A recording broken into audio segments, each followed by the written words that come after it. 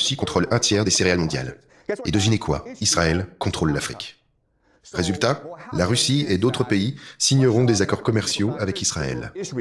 Et Israël deviendra la plaque tournante du commerce mondial. Vous suivez? Voilà comment la Pax Judaïca va s'enrichir.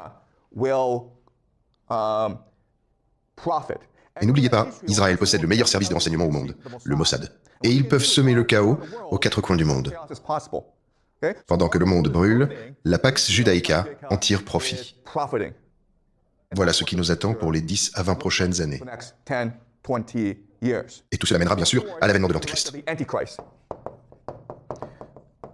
qui prendra le contrôle de la Pax Judaïca et poussera le monde à attaquer Israël dans ce qu'on appelle la guerre de Gog et Magog. Et tout cela aboutira bien sûr au retour de Jésus. Voilà le grand plan. Des questions? Tout le monde suit? Je sais que c'est sombre. Et vous savez quoi? Je suis peut-être complètement à côté de la plaque. Peut-être que tout ça ne tient pas debout. Mais posez-vous 3 questions. Est-ce que ça colle avec le passé? Est-ce que ça explique l'histoire? Est-ce que ça éclaire le présent? Et est-ce que ça permet d'anticiper l'avenir? L'avenir n'est pas encore écrit, mais les tendances sont visibles. Oui, Vincent? Allez-y, je vous écoute. Vous avez dit qu'ils allaient créer l'IA à Jérusalem, comme Dieu crée la vie. Mais ChatGPT, c'est déjà de l'IA, et c'est dans la Silicon Valley. ChatGPT, ce n'est pas de l'intelligence artificielle, c'est un LLM.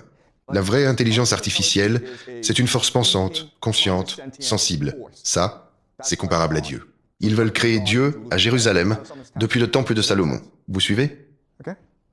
D'autres questions avant de passer au diaporama? Vous avez compris la logique? Alors, passons au diaporama. Je rappelle que tout cela n'est que spéculation de ma part. Je n'ai aucune idée de ce qui va arriver comme tout le monde. Alors, la terre promise. Voici le projet du Grand Israël. C'est ce que Yahvé a promis à Abraham dans la Bible. Comme vous le voyez, c'est immense. C'est tout le Moyen-Orient. Ça s'étend du Nil à l'Euphrate,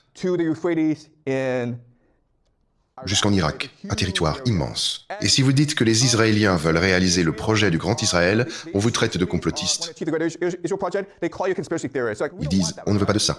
Mais alors, expliquez-moi 2 choses. Premièrement, pourquoi la carte du Grand Israël figure-t-elle sur l'écusson d'un soldat de Tsahal? Ces soldats israéliens portent l'insigne du projet du Grand Israël. Voici la carte.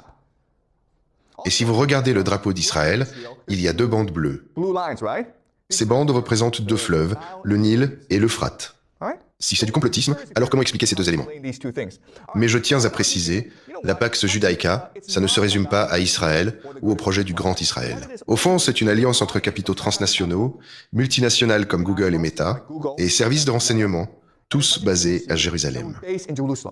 Les sociétés secrètes s'installeront à Jérusalem et en feront leur quartier général, pour orchestrer leur complot mondial. Et ils profiteront du chaos et des conflits à travers le monde, convaincus que c'est l'accomplissement de la prophétie. Mais ça ne veut pas forcément dire que les Juifs seront aux commandes. Vous comprenez la nuance? C'est bien plus complexe que ce que les gens imaginent.